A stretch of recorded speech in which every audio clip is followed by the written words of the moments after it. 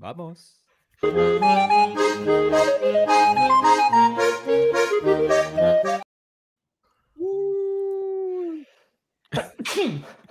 Salut tout le monde. Dans notre conversation avant, il a fait 5 bonnes blagues et tout ce qu'il a décidé de faire, c'est d'éternuer puis de se moucher après son jingle. Salut tout le monde. Bienvenue au Costupier DLC. Après, il se demande monsieur, je suis pas dans ce podcast. Nanana. Hey, yo, t'avais ta chance, là. Ton entrée à l'autre show était vraiment, mais nettement meilleure que là, cette entrée-là. Mais tu sais, il faut qu'il prouve aussi que c'est pas un super sub, là. Il a fait une entrée à la fin du podcast, il est excellent. Maintenant, dès le début, montre-nous, Sofiane, que tu es un vrai titulaire. Je dois prouver ma propre valeur dans mon podcast, qui est maintenant le podcast de Milton seulement. C'est bon. Littéralement, il y a un logo dessus de moi, il y a mon nom, il y a ma face là, en dessin animé. Là, mais... On a eu des jokes aussi sur notre positionnement dans ce podcast-là, à gauche, au centre, à droite, mais on n'ira pas là, ça peut mal finir. Bon, CCPP politique est pas encore... C'est juste un projet, c'est pas encore quelque chose. Il manque un diffuseur pour nous backer un peu, comme ça, ouais, on est prêt. On va laisser le champ libre à Oli Primo. Il va faire tous les commentaires, là, tout. Hein? Oli Primo, il me fait penser un peu à Gavino, parce que Gavino, à chaque fois... Gavino, sans le vouloir, il fait tout le temps un lien avec le baseball. Primo, il fait toujours un lien avec l'eau. L'eau potable. Tu sais? Tout le temps, à chaque tweet, là, il passe le fait qu'il détient l'eau du Québec. Hey, c'est pas mon podcast, mais je peux-tu essayer un over-under? Oh yes! OK? Attends! Ça, ouais? OK. Oh yeah!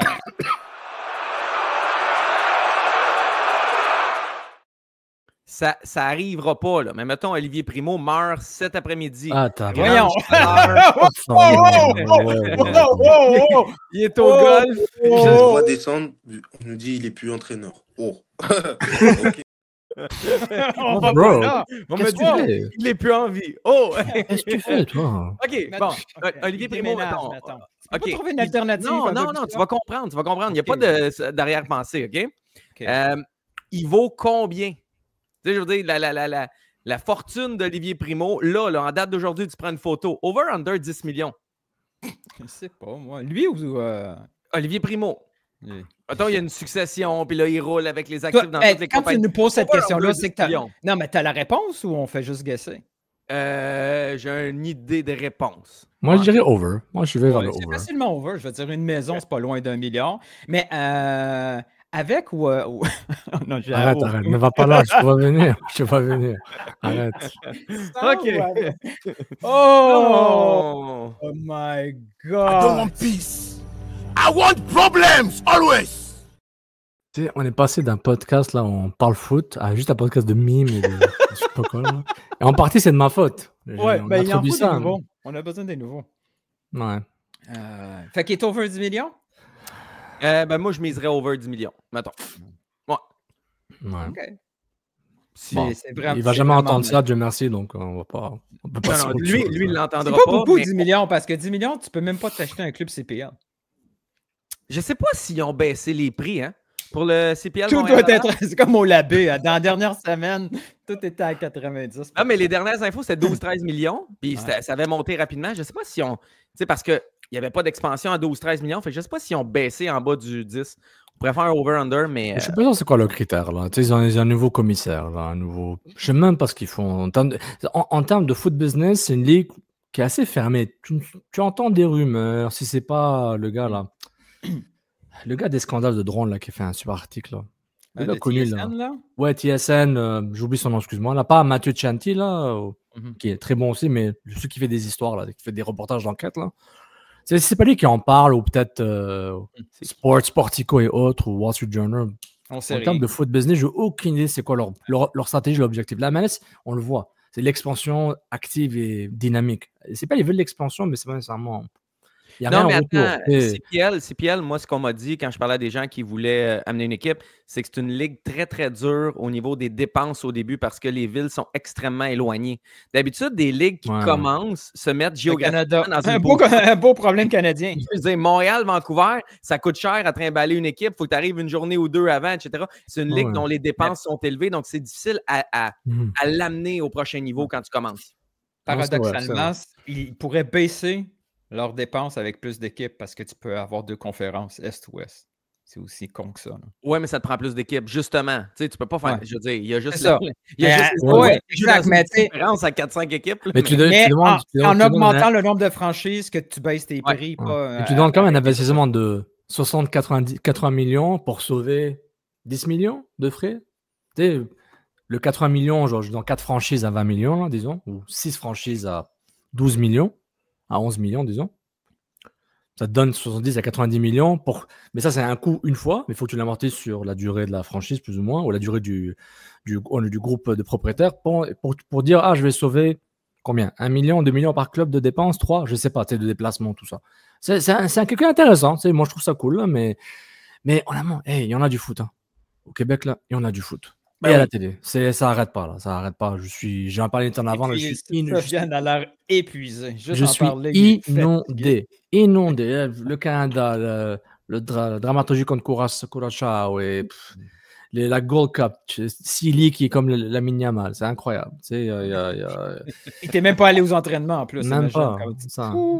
La MLS va recommencer. Puis il y a tellement de beau foot en Ligue 1, Ligue 2. J'ai pas vu de match de Ligue 3. J'imagine que c'est cool, mais Ligue 1 et Ligue 2, c'est vraiment nice. Ligue 2, il y a de la promotion à aller chercher. Ligue 1, c'est des top clubs d'ici. Il y a du gros foot. Puis juste un petit shout-out, peut-être ça ne se rendra pas à eux, mais les gars de Panenka Football sur Instagram qui suivent le foot local, ils ont pris un genre de vide, un genre de trou, puis ils le font de façon exceptionnelle. Puis chaque club que je croise, parce que mon gars joue en U16 puis à la GQ, chaque club qui gagne veut prendre des photos pour les envoyer aux gars de Panenka Football parce qu'ils les mettent sur les réseaux sociaux. Donc, ils sont en train de créer vraiment une vague énorme. Donc, si vous ne connaissez pas ça, Panenka Football sur Instagram, mettre des matchs des fois en live sur YouTube, sur leur Panenka TV. C'est vraiment cool. Ouais, en parlant de shout-out, eux aussi, j'aime beaucoup. Je pense que c'est un entraîneur qui fait la promotion de ses services via son podcast NPG Football. Je connais pas. Non. NPG, G comme Gaston, football. Et il fait des entrevues là et des. Ouais, je suis pas mal sûr. Je comprends pas avec quelqu'un d'autre. T'as NPG Football, puis t'as NPG Football Podcast. Voilà. Il avait Ballot. En tout cas, il fait des entrevues intéressantes là. Pas avoir des joueurs qu'on connaît qui sont partis tôt en Europe ou plus tard. Puis, et du football local. C'est pas mal aussi. Écoute, je veux jumper, Sofiane, puis Nilton, j'amène ça tout de suite. On va voir combien de minutes on va faire là-dessus, là, mais on parle de beaucoup de foot. Il y a CF Montréal à Montréal, les Roses à Laval. On parle d'amener le club CPL à Laval. On parle de Ligue 1, Ligue 2, etc. Il n'y a pas grand-chose sur la Rive-Sud pour mon ami Nilton. Dans les derniers jours, j'ai eu l'info, je l'ai sorti rapidement l'autre fois, mais on va la donner au complet maintenant. Le CF Montréal aurait été vu avec des membres du Canadien de Montréal. C'est des dirigeants des 2 organisations qui auraient été vus ensemble au complexe CN à Brossard, au 10-30.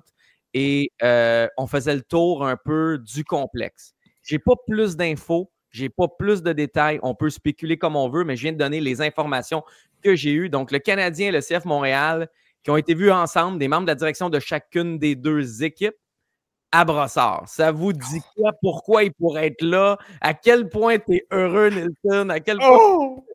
C'est quoi ça? On fait quoi avec ça? It's happening! It's happening! Il y a combien de places dans les estrades du complexe N? On peut faire un match MLS, là, amical? Ou... Ben non. Oh non, ben non. Je sais. Déjà, il y en a plus qu'à Marie-Victorin. Je sais pas s'il y en a. C'est serré. Je pense pas. Marie-Victorin, c'est comme spacieux, là, il y a de l'espace. Ouais, mais il est cool aussi à Brossard, mais je veux dire, on peut y aller avec plein d'hypothèses. Moi, mon hypothèse, parce que j'ai pas pu la vérifier ou avoir une deuxième source, etc., c'est on est écœuré de faire des camps au complet aux États-Unis parce que ça coûte cher. Et on sait que le calendrier hivernal s'en vient, en tout cas, des fortes probabilités qui arrivent. Donc, on cherche un centre intérieur. Et il n'y a pas juste Marie-Victorin. Puis à mon avis, on n'a pas juste été voir celui au 10-30. C'est juste que celui-là, quelqu'un les a vus. Mais peut-être qu'on est allé voir celui à Saint-Laurent. Peut-être qu'on est allé voir le Bois-de-Boulogne encore là. Je pense qu'on se promène puis on fait nos devoirs pour faire plus d'entraînement au Québec puis pas juste à Marie-Victorin. Parce qu'honnêtement, le complet... Je ne sais pas si... Est-ce que c'est important pour le club? Est-ce que c'est si important pour le CF Montréal d'être associé aux Canadiens pour faire le camp d'entraînement au complexe? Est-ce que c'est un facteur important? Je ne dis pas que c'est pas important. OK, pour eux, c'est une colonne plus pour OK, tu vas m'expliquer pourquoi. Mais pourquoi, Après, ouais, exact. Je je veux vais savoir expliquer pourquoi tantôt. pourquoi. Et aussi, tu as un très bon point. Le complexe sportif Saint-Laurent, c'est très bien, c'est grand, tu peux faire un camp relax là-bas. Maintenant, il faut que tu fermes du public en partie, là, parce que c'est un complexe pour la communautaire. Là. Les gens font la piscine, la gymnastique, il y a de l'haltérophilie, il y a du karaté, tout ça. Là. Mais le terrain est bien, là, tu peux faire un camp, bien, là, ou quelques jours de camp. Moi, ce que je trouve intéressant, c'est serait bien qu'ils fassent, tu sais, quand ils font des tournées, là, CF Montréal, là, je sais pas, ils vont à Saint-Hyacinthe, ils vont dans plusieurs terrains, faire une tournée de camp d'entraînement. Tu sais, ben, on fait 2-3 semaines à des expos, here we go. Here we go, voilà. Tu pourrais faire genre 2-3 semaines au complexe CN et après 2 semaines ou une semaine au complexe sportif Saint-Laurent ou à un autre complexe. Tu sais, une idée d'être proche de différentes. Ça fait le cirque. Le cirque se déplace un peu. Ouais, venant du gars qui me dit ils sont pas assez proches de leurs fans. Là, je te donne une solution pour être proche de différents fans. Nord-ouest, rive sud, Montérégie. Ils vont faire la tournée du Québec pour s'entraîner en vue de la MLS. C'est pas. C'est pas optimal au niveau conditionnement physique. Mais le printemps dernier. C'est long, là. Le printemps, là, cette année, là, cet hiver, même je dis printemps, mais même en hiver, quand on était à Marivic, on avait installé pas le siège social, mais le cœur, l'état de base. Exact. C'était à Marie-Victorin. Il faut qu'ils travaillent là-bas. Il faut qu'ils travaillent là-bas à temps plein pendant. Exact. Pendant le temps qu'ils sont là, mais il n'y avait pas de gym, tandis qu'il y en a un à Brossard. Mais pour l'instant, c'est un Econo Fitness, là, mais tout se change et on peut prendre des sections, whatever, le name it. Je ne sais pas si à Saint-Laurent, il y en a, etc. Mais à un moment donné, quand tu veux faire ton camp de base à quelque part, ça te prend des bureaux pour le staff. Hey, écoute, le staff du CF Montréal travaillait dans le resto Capucine cette année parce qu'il n'y avait pas d'autres bureaux disponibles. Est-ce qu'on est capable d'avoir des Capucine, shout-out. Oh, mais c'est bon. Pas de promo, CCPDLC, shout-out. Puis tu sais, c'est ça. S'il y a le gym, s'il y a des bureaux, etc. Mais en même temps, le problème, puis là, c'est un autre problème. Parce que je parlais à quelqu'un au club, c'est que s'il y a le calendrier hivernal qui arrive, tu trouves le moyen de t'entraîner dans des places comme ça à l'intérieur, c'est bien cool, là. Mais ça va être encore du synthétique par-dessus synthétique, par-dessus synthétique, par-dessus synthétique. Et on le sait que ça augmente les risques de blessures. Ouais. Donc, on va toujours avoir le maudit problème du synthétique si on tombe en calendrier hivernal. Veux pas, là. Donc, Newton, on évanise le centre Nutrilait, on l'évanise. Gazon, effet de serre. Tu cultives des tomates et tu joues au foot à côté. Hein? Tu peux rentabiliser la bulle avec les fruits et légumes de Nutrilait. Non, mais plus sérieusement, toute association avec les Canadiens dans ce marché québécois, c'est win. Peu importe la façon là, que tu vas le commercialiser, c'est soit tu t'entraînes dans un cégep ou tu t'entraînes avec la marque de commerce la plus importante au Québec au niveau sportif. T'associer avec les Canadiens, c'est un premier pas. C'est win-win. Là. Tu peux me donner j'aime les mots bas, tu peux me donner des campagnes d'activation pour concrétiser ce genre d'association. Est-ce que c'est. Il y a assez de monde en marketing pour penser à des affaires de Est-ce que Cocofield passe une demi-journée à faire un try-out, Cocofield comme attaquant, deuxième attaquant, tu fais des capsules avec, là, c'est rigolo. Hein? Qu'est-ce que tu penses qu'il va arriver? Il va y avoir des crossovers. Non, mais il va y avoir des crossovers comme ça de promotion où ils sont en camp d'entraînement. Tu as des joueurs des Canadiens qui sont de l'autre côté qui rendent visite. Il va en avoir. Non, attendez une minute. Pause. Le Canadien ne va pas embarquer dans une folie à prêter ses joueurs pour aller jouer au soccer. Là, je veux dire. Ça. Non, tu n'as pas compris. Je te parle de promotion, juste des images. Là. Des choses ludiques. Oui. Juste, il y a 3 joueurs des Canadiens qui viennent assister à la pratique. On regarde, ils s'échangent des maillots. Il y a plein de trucs comme ça. Là. On va pas Confield, t'en vas Peseta, là. Non. Tu te blesses, pas grave. Là. Vous faites exprès pour pas comprendre, right? Ouais, on s'est appelé avant, puis on a dit faites exprès, là. Moi, je suis en train de parler de trucs ludiques. Oui. L'autre est en train de dire on n'a pas ailier gauche, pas grave, on va demander à Protect Line et il joue ailier gauche. Voyons, c'est boire, là. Let's go, gang! C'est lundi, c'est bientôt férié, mais le Canadien, mais l'exposé, c'est quoi? C'est plus de caméras qui vont venir voir les entraînements ou juste le premier jour? Déjà là, tu touches un point. Là. Ils ont juste à traverser l'autre côté. Là. Ça va être les mêmes journées, le monde est déjà là. Ça peut être. Il n'y a pas de négatif à s'entraîner. Mais encore là, le CF Montréal gagne. Le CF Montréal gagne, OK? Mais le Canadien a du temps à gagner. Tu sais, ça ne sera pas. C'est ça, je te dis, ils s'en foutent. Mais pourquoi ils diraient non, les Canadiens? Ben non, mais je sais pas, c'est qui le propriétaire du complexe CN? C'est le Canadien qui est propriétaire de la bâtisse ou whatever? Toi, tu le sais pas, moi. Bon, c'est ça, mais si on part juste par la bâtisse, ça veut pas dire qu'on part avec un gros truc avec le Canadien. Puis l'autre bémol, là, pour l'instant, ce n'est que une personne très crédible, mais une personne qui a vu les deux.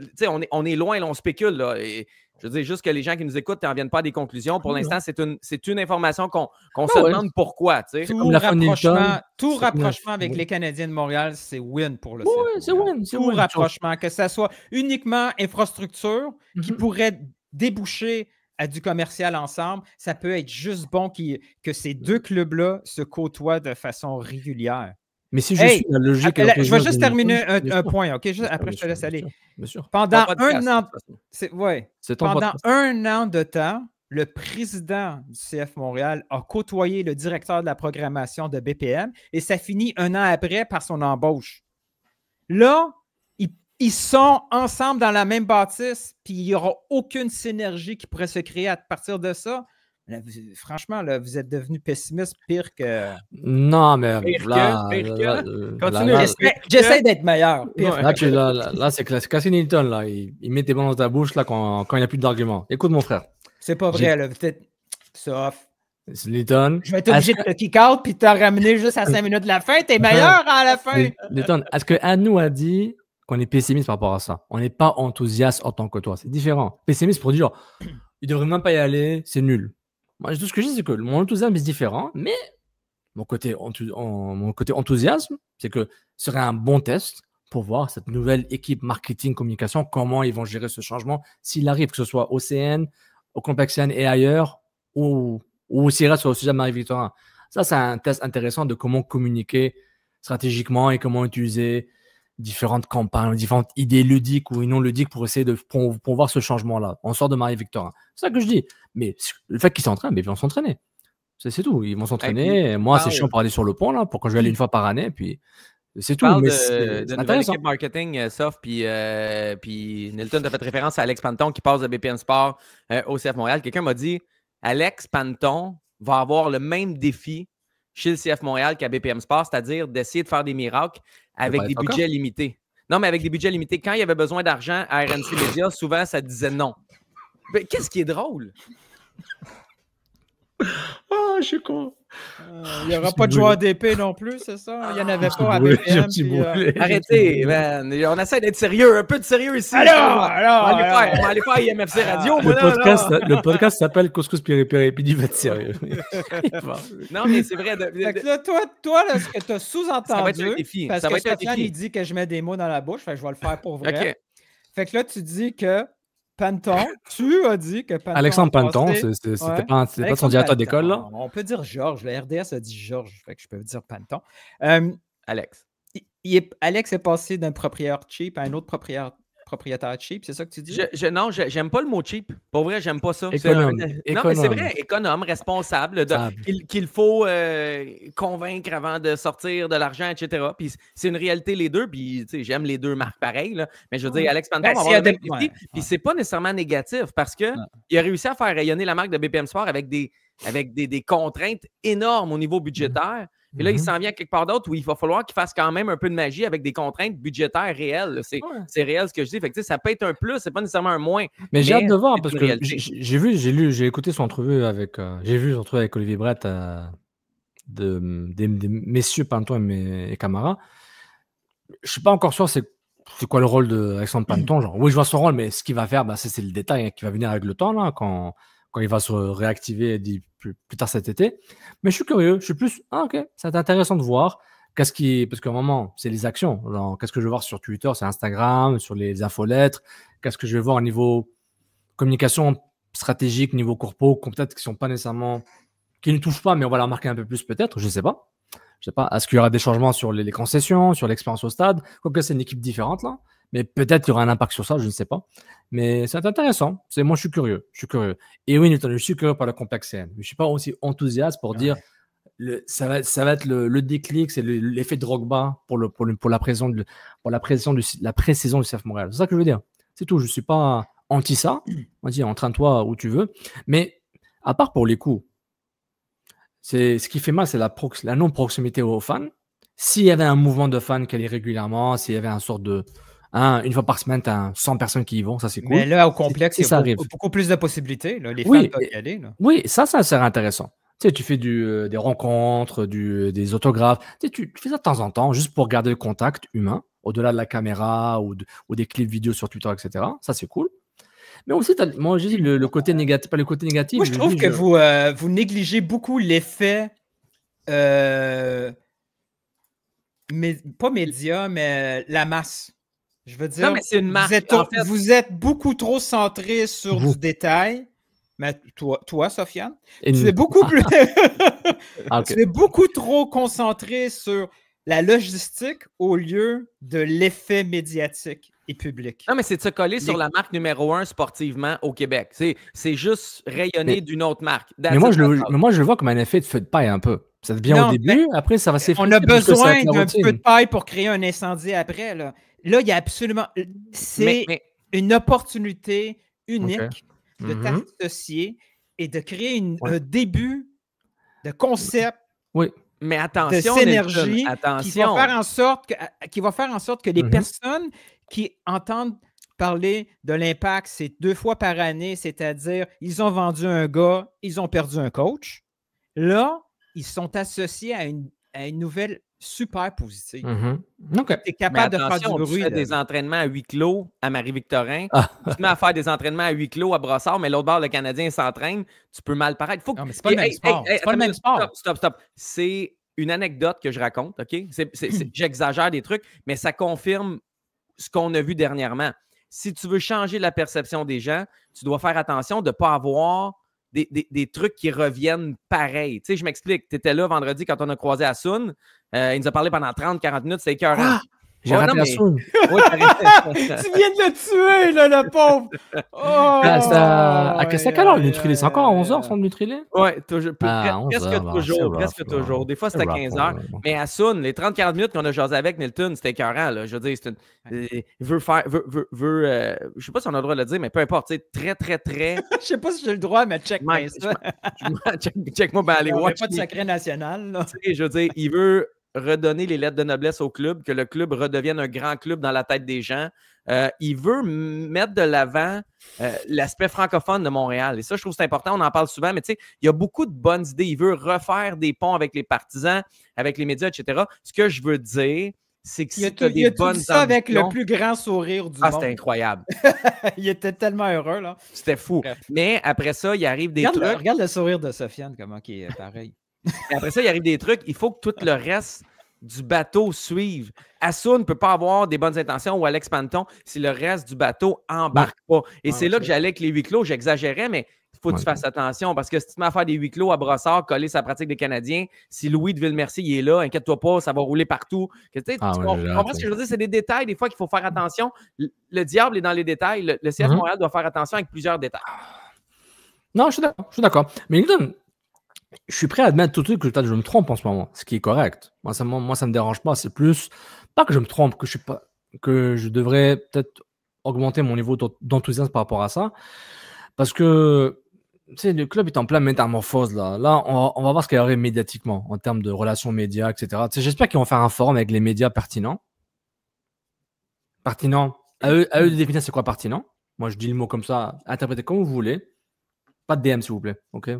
Si tu me DM, c'est que t'es pas parti là. OK? Non, je blague. C'est pour. Mais ce swipe, Ah, mais c'est une blague. Genre, ils vont parler aux médias pertinents, à tous les médias, pour dire OK, comment on devrait. La Ligue demande qu'on fasse ça. Nous, on aime faire ça. Voici ce que font d'autres clubs. Comment vous voulez qu'on gère la relation média avec vous? Que ce soit au centre Nutrilé, que ce soit dans les conférences de presse. Il y a un minimum requis avec nos standards. On va pas tout faire ce que vous voulez, mais on va parler. Comme l'excellent commentaire de Simon Servant sur notre vidéo il y a 2 semaines, il y a la semaine dernière, où genre, il disait littéralement genre, voici le plan, j'aimerais qu'on travaille sur ça. Donc, une sorte de conversation individuelle ou en groupe pour dire, OK, on veut arrimer, mais pas nécessairement vous donner tout parce que sinon on n'est pas indépendant. On va pas vous toutes vos demandes, on va pas dire oui à tout ça. Mais en même temps, pourquoi j'ai dit que je vais prendre mon temps, parce que j'ai plus la perspective que vous avez. Je vais plus aux entraînements depuis genre des années là. Donc, j'ai plus ce même réflexe, j'ai plus le contexte physique d'être quelque part pour voir les joueurs s'entraîner, parler aux entraîneurs, parler au staff. Ça, je le faisais à un moment, puis après, j'ai arrêté. Donc, c'est pourquoi quand je dis ça, je me donne un petit bémol de peut-être je me trompe par rapport à mon négativisme ou mon manque d'enthousiasme. C'est pour dire, moi, je n'y suis plus physiquement. Donc, si je reviens régulièrement, là, j'aurai une perspective différente. C'est un peu ça mon petit bémol. Mais je pense pas au niveau média, pour ceux qui y vont, il y a une grosse différence, à part la distance pour certains, que ça soit au centre le parking. Ou la rue Scrap ou les pancartes de neige qui sont encore là. Déjà, là, un journaliste qui arrive des States et qui s'en va au centre Nutrilait. Non. Quand on prête le centre Nutrilait à une équipe de l'Ouest qui est arrivée 48 heures avant le match, là, quand ils tournent à droite ou à gauche, dépendamment de quel bord ils viennent, c'est pas une belle expérience. Et quand on leur dit que la rue principale, Montréal, c'est Sainte-Catherine, mais les Sainte-Catherine-Est, il y a des coins bien, des coins. Olivier Primo savait ça, on serait dans la chenoute. Il y a des bons cafés, là. Des bons cafés, ce qu'à Sainte-Catherine-Est. Et ensuite... ça change pas grand-chose au niveau couverture médiatique pour ceux qui couvrent l'entraînement. Moi, c'est tout le reste. Faut pas... Toi, tu le sais, Max. Peut-être que toi aussi, sauf tu le sais. Mais Joey Saputo a bidé pour les Canadiens de Montréal, là, à l'époque. Là. Il était parmi les gars intéressés, là. S'approcher, Joey Saputo, comme Max a dit, s'implique de plus en plus. Certains disent qu'il a toujours été impliqué, mais là, au moins, c'est upfront. Que dans le mois où Joey Saputo est là, il y a un rapprochement, que ça soit logistique ou autre, avec les Canadiens de Montréal. Moi, je ne trouve pas ça anodin. Peut-être que je fais de la suranalyse, mais tous ces rapprochements-là, c'est pas... ça peut déboucher à d'autres choses et dans le pire des cas, ça fait absolument rien, mais le potentiel est énorme au niveau image de marque. Mais si on repense à Alexandre Panton, lui, voir une association comme ça avec les Canadiens, ça doit le faire triper. Tu sais, tout son plan... là, mais même si tu vas trop loin, puis on va trop loin. Mettons qu'ils sont allés voir là, puis finalement, ils finissent à s'entraîner, peu importe, là, n'imite la place. Mettons Saint-Laurent, on revient sur Saint-Laurent juste pour le... Mais c'est pas grave, je veux dire, le fait de faire tes devoirs à l'avance, de te promener dans tous les centres intérieurs qui ont un terrain de qualité FIFA, puis voir les installations, puis où on mettrait nos bureaux, où on mettrait nos gyms, juste de faire ces devoirs-là, c'est une bonne nouvelle au départ. Qu'est-ce que ça a l'air dehors à l'entour du 10-30? Y a-tu un terrain? Y a-tu quelque chose? Y a-tu quelque chose de disponible? Parce que si tu voulais faire un centre névralgique, tu aurais besoin d'un terrain extérieur à un moment donné pour l'entraînement, là, pas pour des matchs, mais y a-tu de quoi à l'entour du 10-30? Il y a un gros spot. Il y a un gros. Ben, il y a un quatrième trou. Attendez, vous voulez faire quoi avec ça, là? Un nouveau stade ou un terrain d'entraînement? Un nouveau centre. Déplacer Nutrilait, dans le fond, mais en même temps, tu peux jouer. Mais c'est ça que tu dis ou pas? Oui, c'est ça, je dis, mais je veux juste aller une coche plus loin. C'est que tu peux utiliser ça pour menace ou négociation avec la Ville de Montréal. À un moment donné, quand la Ville de Montréal a le monopole, c'est sûr que quand tu négocies avec elle, elle peut se montrer rough. Là, si tu es à deux doigts de partir à Laval ou à Brossard pour installer tes activités, tu es en train même de réfléchir à peut-être mettre un stade ailleurs. Peut-être que la Ville, avec un changement de mairesse en plus, va peut-être être plus ouverte à négocier. Là. Est-ce que les vols charter, ils peuvent quitter de Saint-Hubert maintenant? Ils quittent souvent. Okay. Ils font tout leur voyage de Saint-Hubert. Donc, OK. Et puis les joueurs, je pense pas que les joueurs vivent tous à Laval ou dans l'ouest de l'île. Je pense qu'ils vivent centre-ville. Je pense qu'à 4 h du matin, peu importe où tu habites, tu rentres chez vous assez vite. Mais je parle aussi des déplacements vers le stade. T'entends, tu vas au centre avant de te déplacer au stade, ou ils se déplacent en groupe, là, ou ils vont à l'hôtel, la mise en valeur, etc. Mais, OK, c'est intéressant. C'est intéressant, mais si tu fais un nouveau ça ouvre des possibilités. Je veux dire, puis là, si tu veux capoter encore plus, avec ma folie du stade au 4e coin du 10-30, c'est faisable. Là, si tu pousses à l'extrême, mais c'est hier qu'on avait cette conversation en l'entraînement. Presque toutes les équipes ne s'entraînent pas à côté, en ville. Ils ne s'entraînent pas à côté de leur stade. Ils s'entraînent en banlieue. Et si jamais on se retrouve dans un calendrier hivernal, on va peut-être s'entraîner sur du turf la moitié de l'année aussi. T'sais. Mais pour être honnête, moi, je trouvais l'idée d'être... L'emplacement est pas mauvais. Honnêtement, c'est correct d'être proche du stade. Là, c'est pas fou. Là, c'est une belle opportunité. Je trouve qu'en termes d'architecture, en termes d'opportunité, de saisir une opportunité, prendre la caserne des pompiers et la rendre au centre sportif d'entraînement du club, je trouve que moi, je donne crédit à ça. Honnêtement. Quand ils l'ont fait, je dis waouh, c'est vraiment bien. En plus, c'est beau, c'est joli. Je l'ai visité une fois il y a longtemps. Je m'en vais pas de tout, mais c'est bien quoi. Puis les terrains sont beaux. Puis regarde, la vérité, là, tous les arguments qu'on dit en général, le seul problème, c'est l'hiver. Le problème, c'est que la réalité d'emplacement du Canada, c'est que pas de chance, et en Nouvelle-Angleterre, il fait froid. Mais ils n'ont pas d'aide, Sofiane. Je veux dire, la rue en face, on en rit. Là. Oh, il est où, là? Non, je reviens, vas-y. Il reste juste comme une voix, un narrateur. Mais ils n'ont pas d'aide. Tu sais, la rue devant, ils sont tannés, eux autres aussi, d'avoir une rue comme ça. Avant, il y avait un parking en avant, le truc de neige là, devant. On pouvait se stationner là. Là, ils ont clôturé. La ville ne veut plus. Il y a un petit parking au coin. La ville menace de donner des tickets. Tu sais, eux autres aussi, ils sont tannés de la relation avec la ville. Il y a un terrain vacant complètement libre à l'est des 2 terrains naturels. Le CF Montréal l'a voulu, ce terrain-là. Ils n'ont pas d'aide de la ville. On menace de hausser les taxes, etc. Moi, le plan A, c'est de rester où ils sont, d'acheter le terrain en arrière, de faire un gros terrain synthétique avec un dôme, puis c'est fini, puis tout est beau. Mais si ça ne se fait pas, puis c'est compliqué, ben c'est là que d'autres options deviennent intéressantes, ne serait-ce que pour mieux négocier. Tu sais. Puis c'est pas anodin que quand Joey a fait son entrevue en italien, il a dit Montréal ne nous aide pas. Ouais. Ouais. Les gens ont confondu quand dans la traduction, ça s'est perdu. Quand il disait Montréal ne nous apprécie pas, il ne parlait pas nécessairement du public, mais il parlait plus de la ville dans toutes ces situations-là. On parle du stade. On va conclure le volet architecture de CCPDLC. La ministre Caroline Proulx qui est allée dire à Jean-Charles Lajoie que le stade olympique était selon les budgets pour l'instant et selon l'échéancier régulier. Donc, on s'attend à pouvoir faire des premiers tests dans le stade à la fin 2027 puis qu'il soit complètement opérationnel en 2028. Et elle a ajouté, il va être correct pour du soccer, pour du football et du baseball. Puis, aux dernières nouvelles, le baseball ne devait plus être pratiqué dans le stade parce qu'on changeait un peu la configuration, etc. Donc là, on revient à un stade qui va être disponible pour les 3 sports. C'est une bonne nouvelle? Tu sais, le stade, pas de dépassement de coût, le délai normal, c'est bon, mais en même temps, de ramener du baseball, il y en a qui sont contents, mais c'est-tu un frein pour le soccer? Ça devient-tu pas notre centre numéro 1 pour jouer des matchs l'hiver? Ben, le seul truc positif, c'est que tu as accès à un stade à grande capacité si tu as un grand match, une finale ou un Santos Laguna ou quelque chose de gros. Ou faire des matchs amicaux pour le CF Montréal ou accueillir des matchs internationaux si on peut mettre un terrain en gazon. Un truc événementiel pour le foot. C'est positif. Le truc, c'est que le Montréalais maintenant, il est hyper frustré par rapport à la Coupe du Monde. C'est OK, cool, mais c'est trop tard. Cool, c'est bien. Là, c'est fini. De notre vivant, la Coupe du Monde ne reviendra pas ici. Donc, merci. Cool, c'est beau, c'est joli, ça va être beau, il y aura du baseball, les Alouettes, il y aura les Tampa Bay Rays, tout. Mais la Coupe du Monde ne sera pas jouée à Montréal.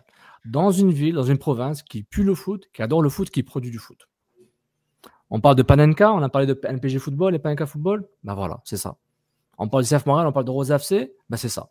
Le stade olympique personne n'a voulu, les instances, quelles que soient, n'ont pas voulu préparer le stade olympique à temps pour accueillir une Coupe du Monde. Une Coupe du Monde qui était connue à l'avance. Donc, l'idée est cute, elle est bien, je suis content. 2028, un stade opérationnel, le tourisme, le parc olympique, c'est vraiment cool. J'y vais avec la famille régulièrement. Tu vas au Biodôme, tu vas au planétarium. C'est vraiment, en termes de centralisation d'attractions, tourisme local et international, c'est super beau le parc olympique. C'est vraiment bien, c'est bien fait. Mais pour le footeux montréalais québécois, I'm like, OK, cool, c'est bien. Mes petits-enfants, peut-être, ils vont voir une Coupe du Monde là-bas. Mais pour moi, c'est fini. Mais une Coupe du Monde FIFA homme. Une Coupe du Monde FIFA homme. Parce que rappelez-vous, Coupe du Monde U20, 2017, là, 2007, il y avait Pato, il y avait Agüero, il y avait des joueurs qui étaient encore des petits culs. 2015, là, j'ai vu États-Unis-Allemagne, 60 000 Américains qui étaient là pour la demi-finale des femmes. Donc, c'est ça les moments. On a tous vécu Porter. Mais voilà, je finis sur ça, Max. Non, mais j'ai une question pour toi. Tu n'as pas fini. Tu restes là, tu ne peux pas partir. Ouais. CF Montréal, 17 matchs à domicile dans une saison. Okay, on oublie tous les autres championnats, juste saison MLS. Ouais. Quand le stade va être prêt à 2028, on en joue combien de matchs à domicile au stade sur les 17? Au stade olympique, je parle. Là. Le minimum requis. Parce que tu veux maximiser ton revenu avec le stade Saputo ou le stade CN+, là, whatever. Tu sais, genre, le club, en chaque fois qu'on me dit, par rapport dès que le club joue au stade olympique, on me dit souvent, ils ne font pas d'argent, ils perdent de l'argent. Même s'il faut qu'ils remplissent, il faut qu'ils soient au moins, on m'a dit 35-40 000 pour que ça vaille la peine. Je pense, on m'avait dit le fiche de. Les matchs à 25 000, ça ne vaut pas la peine. Ça valait vraiment pas la peine en termes de coûts et de gestion. Ça, c'était quand j'étais encore relevant et je parlais à des gens à l'interne. On parle de avant la pandémie. Où on me dit ça vaut plus la peine. C'est un boulet. C'est un boulet plus qu'autre chose par rapport aux finances du club et par rapport à chercher du revenu. Mais avec un calendrier, le minimum requis, c'est quoi? C'est un match? C'est 2 matchs? On va être obligé d'en jouer 6? Tu sais, sur 17. Mais si on fait trop, tu sais, il faut que Montréal et les clubs nordiques là, de la MLS, il faut qu'ils négocient. Donnez-nous des matchs en été le plus possible. Parce que nous, on veut compenser les pertes financières de jouer en hiver. Et votre histoire d'être aligné avec les mercatos des autres clubs, moi, faut que je parle à quelqu'un qui m'explique exactement c'est quoi la valeur ajoutée, mais c'est correct. Et quelques-uns, des gens dans le foot m'ont dit oui, c'est important. Je ne suis pas encore convaincu parce que je n'ai pas eu le temps d'y réfléchir. Mais le calendrier hivernal, OK, il va arriver quoi qu'il arrive. Mais il faut que la Ligue égalise un peu. Il faut qu'il y ait un rééquilibre. Pas qu'ils donnent de l'argent entre eux. Mais mec, OK, moi je joue 2 matchs peut-être à la maison durant l'hiver. Au Stade Olympique s'il est prêt à temps. Mais il faut que tu me donnes les matchs en juillet et août. Il faut que tu donnes un avantage financier et compétitif. Parce que le côté compétitif aussi. Montréal souffre à jouer 6-7 matchs déjà à l'extérieur. Déjà, ils le font. Donc là, tu as un match de plus. Pour couper ça, ils n'ont pas besoin de jouer 5 matchs au début de la saison au Stade Olympique. Tu peux en mettre un ou 2 et c'est suffisant. Là. Maximum. Mais il faut qu'il y ait un retour d'ascenseur pour le club. Il ne faut pas que ce nouveau calendrier profite au club chaud, au club des régions chaudes. Sinon, tu ne gagnes rien. Qu'est-ce que tu gagnes? C'est ça que je ne comprends pas. Qu'est-ce qu'un club qui doit métamorphoser sa façon de jouer, sa façon de s'entraîner, sa façon de... comme a dit Newton, Montréal un peu moins. Montréal est déjà habitué à être du mois de fin janvier jusqu'au début mars, jusqu'au mois d'avril de partir à la maison. Mais je trouve ça bizarre. Je ne vois pas l'avantage. C'est plus un désavantage compétitif et financier pour ces clubs-là. Donc, je trouve ça vraiment... Je suis un peu confus. Puis, le fait que...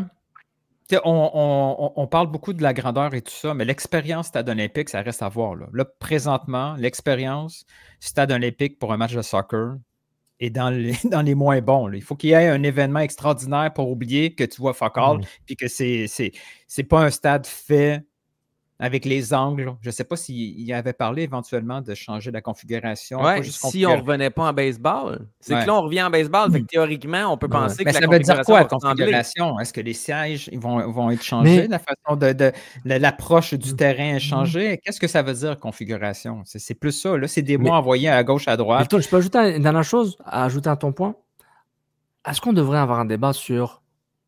Je trouve pas le mot, là, c'est quoi en anglais, là, ou en français? Relevance, la pertinence de parler du baseball maintenant. Est-ce qu'il faut se poser... Non, il faut se poser la question. Parce que c'est un coût structurel et financier par rapport à un choix. Tu veux pas de DM, hein, t'as dit? OK. Le philosophe, il va m'envoyer des DM. Et c'est correct. Non, mais... tu sais que je te dis, c'est quoi la pertinence de parler de baseball? Est-ce qu'on doit avoir ce débat-là sur la pertinence d'inclure le baseball? Les personnes en place, les personnes les plus influentes, les décideurs, cette génération-là est encore accrochée à ça. Mais c'est plus que ça, les gars. Non, je comprends ce que ce stade-là coûte une fortune. Oui. À rénover juste le toit, là, ton expérience, là, et si on juste refait le toit, tu n'auras pas une plus belle expérience. Là. Combien de fois tu regardais le toit pendant un match? Là? 0, là. Ou 1 quand il y a un long ballon. À la fin, on le regardait beaucoup. On était inquiets. Il va-tu tomber? Mais tu mets tellement d'argent public là-dedans que tu ratisses partout. Oui, s'il y a un tournoi de bowling qui veulent faire, juste des allées, de la pétanque, des centres de l'habitation, des shows de musique, ça coûte tellement cher qu'ils peuvent pas faire un stade pour 17 un tournoi de beach soccer, je suis d'accord. Ils vont tout faire ce qu'ils peuvent faire là-dedans. Là. Mais moi, je suis d'accord. Puis, tu sais, comment je suis fan de Jean-Michel Filosa, ses arguments économiques sur, par exemple, le baseball, les Blue Jays, les Tampa Bay, tu ramènes les Yankees, tu ramenais comme tourisme, quand les gens qui vont dépenser de l'argent dans la ville, les billets, la billetterie, etc. Ça, je comprends. Mais c'est quand même un comportement par défaut. Stade Olympique, il y aura du baseball. Est-ce qu'on devrait avoir ce débat-là? Peut-être. Peut-être il faut arrêter le baseball. Il faut arrêter. Il faut se concentrer sur le foot et le NFL puis les événements. Je dis ça de façon, parlons-en. Et si j'ai tort, j'ai tort, c'est tout. C'est plus ça. Je pense que le Stade Olympique, c'est devenu... certains, ils vont dans la facilité puis ils répètent toujours la même affaire comme des perroquets depuis 25 ans puis disent baseball. Mais la nécessité de ce stade-là, c'est avoir des événements, peu importe lesquels. Peu importe lesquels, exact. C'est ouvert à tout. C'est un buffet. On manque une infrastructure pour des événements à grande envergure. Pour ça, je me dis que la conversation entre le CF Montréal et le Stade Olympique n'a pas lieu de l'être parce que c'est pas un besoin, à part le fait que Montréal va jouer peut-être dans un calendrier où il va y avoir plus de matchs en hiver. Par défaut, on regarde à droite, puis il y a un gros stade qui est 3 fois trop gros pour ça. Mais donc, ce que le CF Montréal a vraiment besoin, c'est sa propre infrastructure pour pouvoir jouer le plus souvent possible dans des conditions pas trop hivernales. Autrement, on ne peut pas jouer. That's it, that's all. On ne peut pas jouer. Aller jouer au stade olympique, un match contre New England au mois de février, ça ne fait aucun sens. Oui, pour une finale, oui, pour quelque chose d'exceptionnel, mais pas pour une saison régulière. Ça ne devrait être jamais la solution. Mais c'est quoi ton option alors? C'est un nouveau stade? Hivernisé? Un nouveau ou l'adapter. Et skipper les mois. Je veux dire, en Suède, ils ne jouent pas l'hiver. Ils ne jouent pas. That's it. On ne peut pas jouer en janvier, février à Montréal. Même en décembre, puis même fin novembre, dès que ça gèle, ils nous l'ont expliqué, c'est la tuyauterie, c'est les plats. Tout tuyau, dès qu'il y a une chance de gel, tu ne peux pas jouer au stade Saputo dehors. Fait qu'il y en a en décembre, janvier, février, mars. Non, il va avoir une trêve. Il y a déjà eu des trêves en Europe. Là, c'est moins pire. Là. En Allemagne, la trêve est un peu moins longue. Mais il y a 10 ans de ça en Allemagne. Tu vas jouer des matchs. Arrive le 5 décembre. Arrive le 5 décembre, il n'y avait plus de soccer. Bundesliga recommençait le 15 février. C'était pas rare. Là, ils l'ont raccourci. Mais la MLS va finir par faire ça aussi. Là. Ils voudront pas. Ils vont probablement faire une trêve parce que tout le sport nord-américain est basé sur le calendrier de la NFL. Fait ils vont probablement rembarquer la MLS après le Super Bowl. Fait que déjà, tu sauves un mois et demi. Nous, on pense tout de suite 7 mois hiver, on ne jouera jamais. On va être pogné pour jouer 7 mois à l'extérieur. Mais en réalité, c'est pas si long que ça. Oui, parce que c'est très bon que tu n'as pas de la Suède, que ça me fait. Je disais un bout qu'avec le changement de calendrier pour un calendrier hivernal, si vous voulez, là, c'est que la Suède, ils jouent quand même je pense, pendant longtemps, ils jouaient du mois de mars jusqu'à début novembre, comme la MLS. Puis un changement récent. Hein? Oui, ils sont revenus à. Ils sont revenus plus à l'automne, genre. Une sorte d'automne. Normal. D'automne. Normal. Donc, mais c'est plus que l'automne. L'automne. On va le voir un peu, là, un peu comme en Argentine, le Mexique, là, Apertura, Clausura, peut-être, là, deux championnats différents ou une grosse coupure. Mais honnêtement, genre, regarde là. Moi, je suis le club CF Montréal, je dis, regarde là, le Stade Olympique, c'est nice to have. On va leur dire à l'avance, les gars, bookez-nous 3 matchs là en février-mars, là, en mars-avril. On va mettre un dépôt, puis on va juste prendre 2 matchs sur 3, on perd le dépôt sur le 3e match, puis on passe à autre chose. Puis le reste, on le passe à Brossard à côté de Nelson. Parce que ça coûte assez cher. Ça coûte cher, en tout cas, de. C'est capoté. C'est capoté. Je vous écoute parler, puis je me rappelle, il n'y a même pas une semaine, je parlais avec un espoir de Leicester, U17, William Daniels, qui est piston gauche, puis qui joue aussi pour le Canada. U17, il avait joué avec mon fils avant, il est venu voir des amis de mon fils jouer Coupe Québec. C'était vraiment cool, OK? Puis leur terrain, là, je me souviens pas si c'est 13, 14 ou 17, là, mais c'est dans ces 3 chiffres-là, OK? Ils ont 13, 14 ou 17 terrains naturels strictement pour l'académie. Ils ont 3 ou 4 terrains naturels strictement pour la première équipe et ils ont un terrain synthétique en dôme pour les journées où il fait vraiment, vraiment, vraiment, vraiment pas beau, mais c'est très, très rare qu'ils vont sur synthétique. Ah ouais. Je viens de te nommer le nombre de terrains. C'est une... quand ils vendent un gars, c'est 40 millions. Oui, t'as raison, puis c'est un autre, je suis pas en train de dire que c'est la même chose. Mais c'est fou. Les joueurs de l'académie, ils font quoi là, présentement en plein été? Là-bas? Ou à Montréal? À Montréal. Ici, ils ont off parce qu'ils ont un calendrier qui va avec l'école. Oui, ils ont off juillet et jusqu'à la mi-août. Okay. Mais c'est ça. À cause des terrains. On ne s'entraîne pas à cause des terrains, puis l'été, c'est ça. À cause de l'école. Puis là, l'été, ils ne s'entraînent pas. OK. Tu sais, genre, je sais que Leicester, c'est un peu dans le nord, donc il fait froid, là, et puis il pleut beaucoup, mais c'est pas arctique. Donc... Arctique, Chris. Arctic Power. Mais, ouais. Mais quand Laurent Courtois disait c'est la big. C'est comment qu'il avait dit ça là-bas? Là-bas, c'est la. Comment il avait appelé ça? C'est le haut niveau. C'est le haut niveau, ouais, c'est le haut niveau. C'est des exemples comme ça. Là, il est allé là-bas. Il est allé là-bas. Il a vu que tous les jours de la semaine, des entraînements étaient à huis clos. Il a fait ça, c'est du haut niveau. Max, il va rester chez eux. Il va venir pour 15 minutes, c'est tout. Hey, avant la fin du dîner, Qu'est-ce que t'en dis si on parle de... Qu'est-ce que t'en dis si on parle de Vrioni? Ouais! On parle de Vrioni. T'étais là, sur place. Nilton, tu étais là. Tu as vu Vrioni se blesser, il y avait Andy Coronado qui était là aussi. Ouais. Comment ça s'est passé? C'est quoi l'histoire? C'est quoi l'histoire? Le problème, c'est qu'on ne l'a pas vu, hein, parce qu'il y avait à peu près 4-5 groupes différents, puis moi, je suivais le groupe de Lewis. De Jonathan Lewis, qui était un peu plus dans le fond, puis le groupe de Vrioni était juste dans notre face, puis on ne l'a pas vu, mais on a entendu. Donc, c'était une espèce de petit taureau assez rapproché. On a entendu un méga cri, là. Tout le monde a arrêté, là. Je veux dire, tout le monde a arrêté, méga cri. Les autres groupes aussi? Les autres groupes aussi ont arrêté, genre, tout le monde? Tout le monde a arrêté avec le cri. Puis là, quand on regarde, on voit Sunusi qui se déplace, puis qui a la main au visage, puis là, on fait « Oh non, non. » Pas encore lui.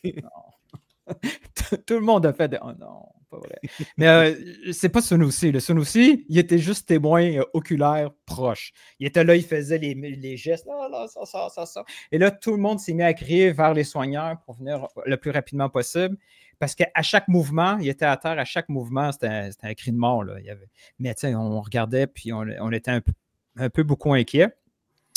Et ce que les gars s'expliquaient entre eux, c'est vraiment, il est chuté, comment, je ne le sais pas, tombé sur son coude, puis son coude a vraiment fait cloc. Là, on avait peur d'une fracture ou quoi que ce soit, mais quand il s'est levé, de peine et misère, il n'y avait rien qui dépassait, pas de sang, rien. Donc ça, c'était une bonne nouvelle. Ils ont essayé de l'escorter sur la petite camionnette, mais il était incapable d'embarquer. Tout mouvement, c'était pénible. Et il est parti comme ça, avec le bras bien en place. Il marchait doucement, puis à ce moment-là, il est parti directement à l'urgence pour faire des tests, puis on n'en savait pas plus. Donc, là, ce qu'on a appris, c'est dislocation du coude officielle. Là, ils l'ont remis en place. Je ne sais pas s'ils ont endormi ou pas, là, mais tu sais, je veux dire, il se promène avec une attelle. Il est venu à côté de nous hier à l'entraînement. Ils nous ont pas parlé, là, mais il était en haut, une vingtaine de minutes à côté de nous. Puis, tu sais, comme. Il nous a pas parlé. Non, zéro. Non. Vous avez parti le voir? Vous avez parti le voir, Jean? Même pas? On n'a pas le droit de parler aux joueurs, je pense. Ils ne nous parlent pas, right? C'est ça la consigne? Exactement. Puis même quand ils nous parlent, ça dépend qui est là. Mais là, tu sais, comme Sam, des fois, il nous parle, on jase avec, mais on n'a pas le droit d'amorcer. Sam, il y a une free pass. Sam, il y a une free pass. Là, il parle. Non, mais Marco Donadel a dit ce matin, c'était 2 à 3 semaines. Dans le fond, 2 semaines d'attel, puis il allait voir les médecins après, puis il s'attendait peut-être même à le voir dans 2 à 3 semaines. Donc, on a peut-être évité le pire. Le problème avec ce genre de blessure-là, c'est que quand tu disloques de quoi, moi, mon épaule, elle disloquait tout le temps, tu peux la remettre. Puis, by the way, tant qu'elle n'est pas remise, tu paniques. Fait que 100% avec Vrioni pour paniquer. Là, quand tu as une articulation qui n'est pas à sa place, ça fait mal, c'est inquiétant, c'est paniquant. Mais le problème, c'est que quand ça débarque, on ne connaît pas les dommages sur les ligaments, les muscles, les tendons, etc. Donc, espérons que Vrioni n'a rien. Parce que s'il n'y a rien, mais en théorie, il pourrait revenir plus tôt que tard, puis on aurait vraiment évité le pire. Mais il faut faire attention quand on dit revenir. Revenir au jeu, ça veut dire qu'il va revenir sur le terrain, puis ça va lui prendre 2 semaines de s'entraîner. Je veux dire, Sendchuk, ça fait plus que 2 semaines qu'il court en rond avec Bryce Duke et Herbert. Revenir, ça ne veut pas dire jouer des minutes. Puis en plus, je pense qu'on quand il revient sur le terrain. Excuse-moi. Ouais, vas-y. Non. Je lag un peu, donc je suis en retard. OK. Mais c'est ça, tout ça pour dire que oui, peut-être quand dans 2-3 semaines, il va pouvoir enlever ça puis recommencer à aller sur un terrain, ben, il va jouer juste au centre Nutrilait. Ça doit être assez sensible, là, ce genre de truc-là. Moi, je trouve ça c'est un peu embêtant. Le gars revient finalement. Il y a eu toutes les malchances du monde. Les gens sont méchants. Mais qui suis-je pour dire d'arrêter d'être méchant? Oui, monsieur Sofiane Benzaza. Monsieur. Ouais. C'est mon tour après. Là, continue pas. Je passe mon tour. Non, vas-y, t'as l'air chaud, le go. Over-under. Pas besoin de jingle. There we go again. Pourquoi pas besoin de jingle? On en a un.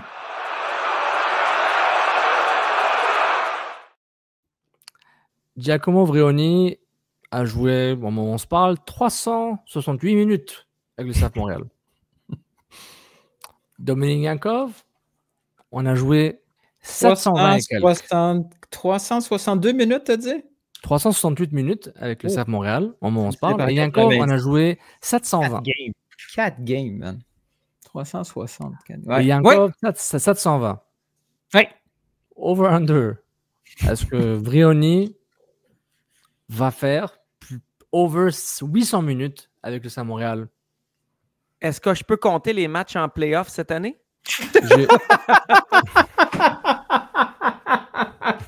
Wow. Est-ce que c'est nécessaire? Même moi, je ne suis pas comme ça. Oui! Okay. Le contrat de Vrioni est fini là. Ouais, il y a une option d'un an au club. Parfait. Donc, mon calcul est parfait. Donc, est-ce qu'il va dépasser Dominique Jacob? C'est un bon over-under. Tu l'avais-tu préparé ou c'est sur le coup, là? Je suis un génie sur le coup, évidemment. OK, c'est un bon over-under. Il reste combien de games, là? 16. Ça se peut-tu? Oui, c'est 16. J'ai compté 20 minutes de Leagues Cup. Donc, je peux compter la Leagues Cup si tu veux. On peut ne pas la compter parce que c'est négligeable. Parce que la Leagues Cup, c'est au mois d'août. Peut-être qu'il sera là au mois d'août. On verra. Sais-tu pourquoi? Je vais dire under, je vais t'expliquer pourquoi. Ben voyons donc. Maxime, Monsieur Truman, si j'ai fait le over-under, c'est que le under était c'est pas fou de prendre under. Over non plus. Non, je sais. Est accepté. Ça me surprend. J'ai hâte de t'entendre. Le gars, il y a un contrat à négocier bientôt. Je pense. Il va se reposer. Il a tout intérêt à ne pas jouer des mauvaises minutes. Quand il va revenir, s'il revient, c'est qu'il est en top.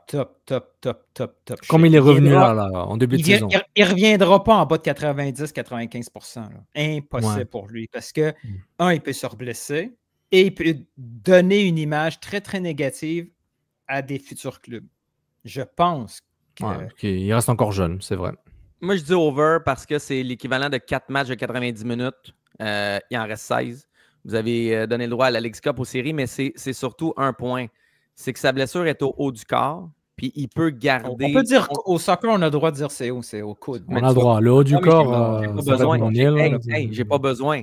J'ai pas besoin. C'est haut du corps, tu vas comprendre pourquoi. C'est une partie du corps où c'est plus facile de maintenir ton cardio. Tu sais, des blessures partout, épaules, coude, poignet, main, haut du corps. Tu peux continuer de faire du gym ou des renforcements que tu es moins en retard quand tu reviens sur le terrain. Quand c'est cheville, genoux, haine, mollet, etc., ça prend 1, 2, 3, 4 semaines de plus pour un retour au jeu. Fait que je pense qu'il va revenir quand même bien. Si on continue la capsule médecine sportive CCPP DLC, si on la dernière fois que j'ai parlé, c'est en secondaire 4 en bio, puis je suis pas sûr que j'étais super bon, mais go! Ma fille a brûlé ses livres de chimie hier. OK, continue. Oh shit! Bon, un feu dans le cours, là. Attends. Je vais te rapporter à la vidéo. C'est de la chimie, un feu. Ça reste dans le concept. Ouais, c'est plus la thermodynamique, là. Ouais, c'est la chimie, si tu veux. C'est vrai. J'allais faire des jokes, mais... Mais il y a des procédés chimiques dans tout. La chimie est partout, là. La chimie est un sous-ensemble de tout, là. Mais... J'ai tellement hâte de faire la vignette. Parce que je suis d'accord. Je suis d'accord. J'ai pas entendu la blague, mais je passe à autre chose. Je parlais, là. Désolé. Fini? On a coupé ton élan, ou? Je suis désolé. Je suis d'accord avec il peut garder son cardio, mais c'est pas c'est un joueur qui va au contact, là. Même dans son poste, il n'aime pas le contact. Le contact, va le trouver. Donc, son coude n'est pas à 100%. Là, puis est-ce qu'il est affaibli? Tu sais, je veux pas faire de la... il est gaucher, donc normalement, il va s'appuyer sur son bras droit. En tout cas, c'est délicat, Max. C'est délicat, Maxime. Oui. C'est délicat. Et puis, d'où mon over-under. Vrioni, over-under 780. Il y a encore, il avait 780 plus ou moins. Moi, je vais avec le under. Il n'avait pas l'air super de bonne humeur dimanche. Non, mais Vrioni a laissé savoir à des personnes qui n'avaient pas aimé que tu prennes une photo, Nilton, puis Andy aussi. C'est vrai? OK, là, il reste 5 minutes. Dis tout ce que tu peux dire sans maintenant. Non, je veux pas. Mais il n'y a pas de temps à dire. En tout cas, moi, j'ai pas de temps à dire. C'est que ça l'a dérangé, puis je peux comprendre sa réaction. Moi, de l'autre côté, ce qui me dérange, parce que le club aussi n'a pas dû aimer voir un joueur fâché, je ne le sais pas, je spécule. Mais moi, ce qui me dérange beaucoup plus, puis là, peut-être c'est moi qui est dans le champ, mais tu as le seul joueur désigné de cette équipe-là, le meilleur marqueur, celui en qui tu peux avoir des espoirs de peut-être aller chercher des victoires, se blesse sérieusement à l'entraînement. Puis tu sais, tu n'as pas pris de vidéo, Nilton, il y avait des cris, ça a l'air. Tu me T'aurais dû. Je voulais dire. Incroyable! Je voulais dire ça au début. Pourquoi t'as pas pris des vidéos? Je comprends pas. Mais ce gars-là se blesse. Pas comprendre, là. Tu sais, peur d'être blessé gravement. Et personne n'en parle. Mais personne n'était là à part Andy et moi. Oui, mais quand on a parle, vu tes tweets après ça, je veux dire, Ouais. le Pezzetta se blesse l'été en jouant au bowling, puis tout le monde en parle pendant des journées complètes. Il faut que tu aies une certaine inquiétude. C'est vrai que ça, c'est plus inquiétant. Là, il n'y a pas de médias. Il n'y a pas de médias qui ont parlé de la blessure de Vrioni. Moi, ça m'inquiète beaucoup plus que tout ce qui inquiétait des personnes il y a quelques minutes, là, quand je vous le disais. Je te donne le choix. Qu'est-ce qui t'inquiète de plus? Le fait qu'il y avait juste 2-3 personnes qui étaient là et qui l'ont rapporté. On est la fin de semaine. Vas-y, j'ai hésité avant d'y aller, by the way. Beaucoup. Qu'est-ce qui t'inquiète de plus? Le fait que les gens étaient là, qu'il y avait peu de gens pour voir l'action et voir la blessure et la rapporter? Ou est-ce que ce qui t'inquiète de plus, il faut que tu fasses un choix. Ce qui t'inquiète le plus, c'est la nouvelle n'a pas été traitée par les différents médias. C'est qu'il y a une différence. Tu as besoin d'une personne qui en parle. Après, on fait ce qu'on Exact. Puis les médias, s'ils veulent avoir... Oui, parce que si les médias veulent avoir des détails, ils peuvent contacter le club, ils peuvent contacter Nilton, ils peuvent contacter Andy. Tu sais, c'est facile d'aller chercher de l'info. C'est que la nouvelle soit là et personne ne l'ait pris ou reprise. C'est inquiétant. Il y a RDS qui a pris ça, mais il faut trouver il faut la trouver. C'est loin. Il faut trouver la nouvelle quelque part perdue sur RDS.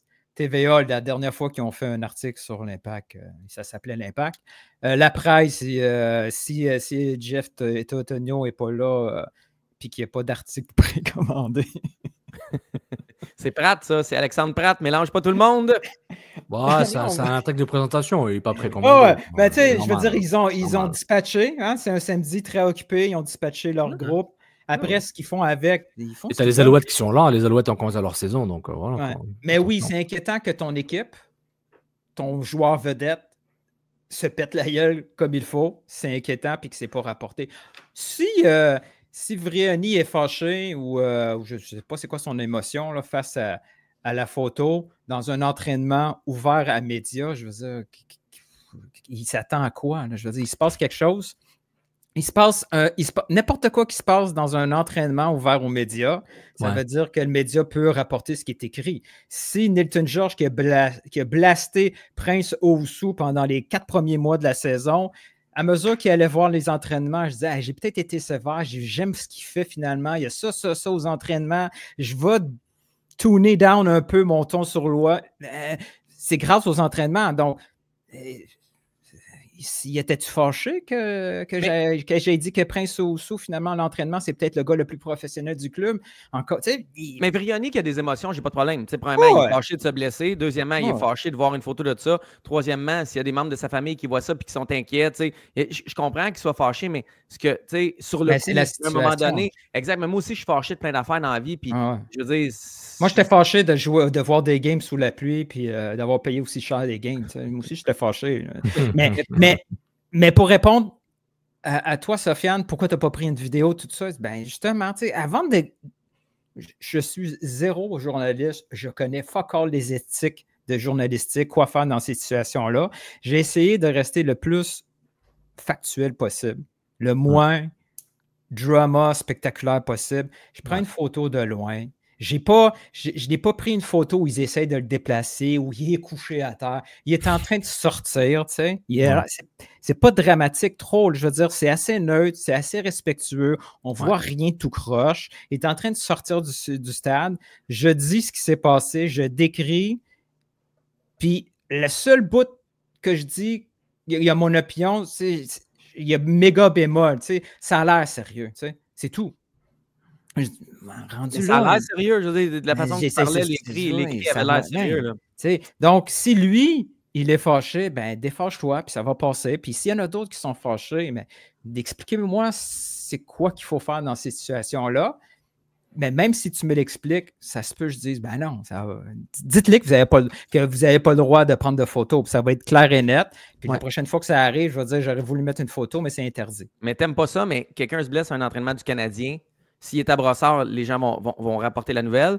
S'il est au Centre Bell, c'est seulement les médias, les matins de match, ça va être rapporté comme nouvelle. Même chose pour les Alouettes. Si Davis Alexander se blesse à l'entraînement, les gens qui sont sur place vont la rapporter la nouvelle. Ça fait partie. C'est une façon c'est de la nouvelle. C'est une information pertinente. Mais en même temps, je te dis, c'est une information pertinente, mais elle est sortie puis personne ne la reprend. Fait que là, c'est comme un autre level dans la pertinence. La pertinence, c'est un autre sujet. Comment que ça a fait en sorte que ça n'a pas véhiculé. Mais là, j'ai pas filmé j'ai pas filmé en exclusivité Eriksson qui est en train de mourir sur un terrain. Un sacrifice. Là.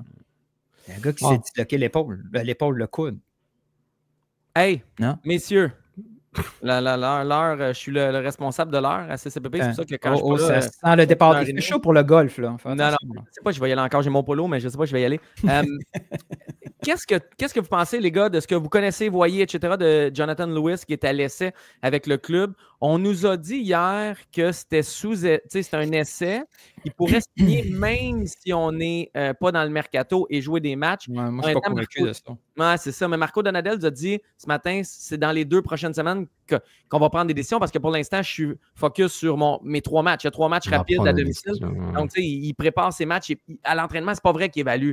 Jonathan Lewis, il prépare son club pour des matchs.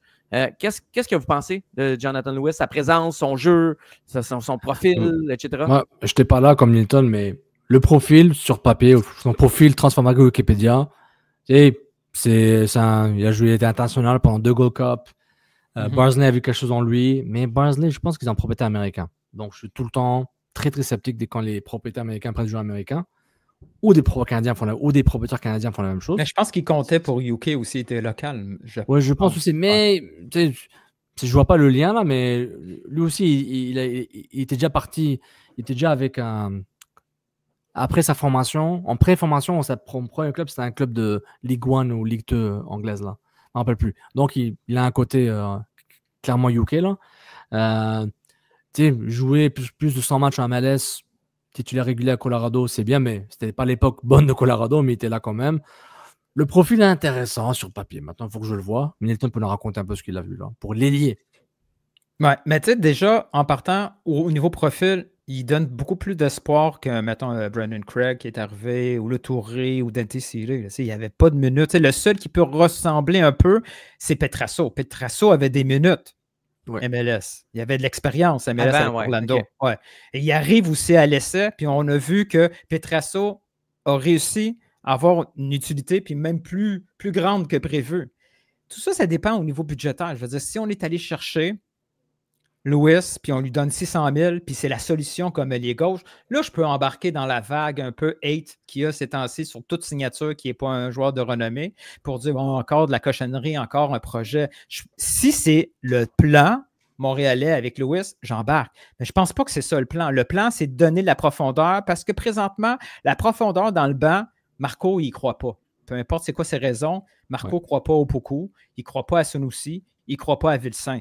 C'est Jonathan Lewis vient combler un de ces 3 postes-là. Puis c'est stratégiquement une bonne idée d'aller chercher un gars avec de l'expérience MLS, avec une certaine qualité, qui est pas juste en mode projet. Là.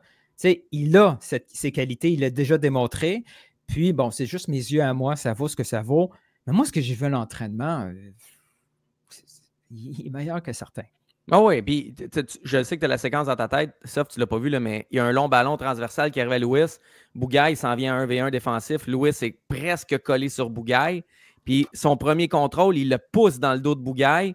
Puis il passe derrière, puis il s'en va direct au but, puis il a marqué de mémoire sur cette séquence-là. C'est pas juste une séquence. Il y a plein de séquences comme ça. Puis oui, Marco, le juge, n'a pas le temps de s'en occuper, mais il fait partie de 11.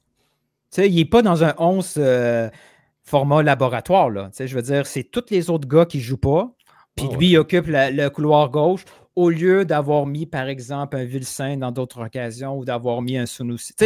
Et il n'est pas en mode observation, mais il est aussi pas mal en mode observation. Là, je vais juste faire peur aux gens. Là.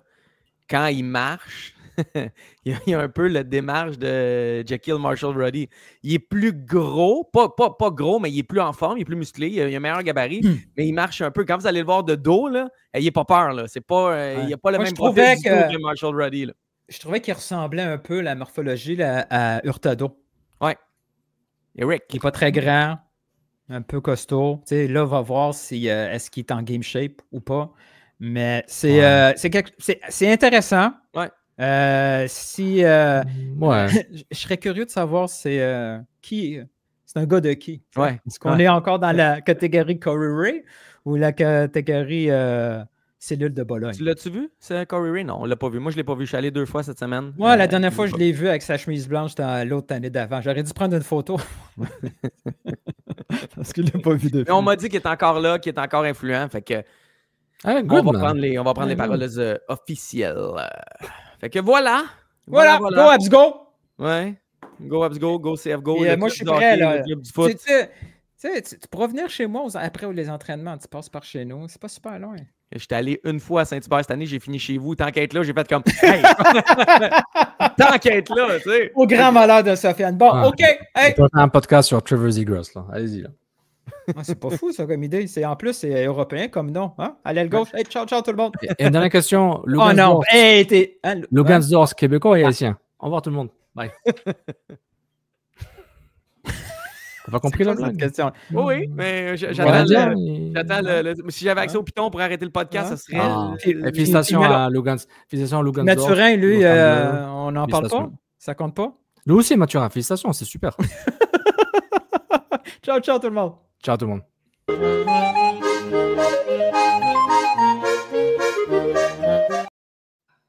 All right.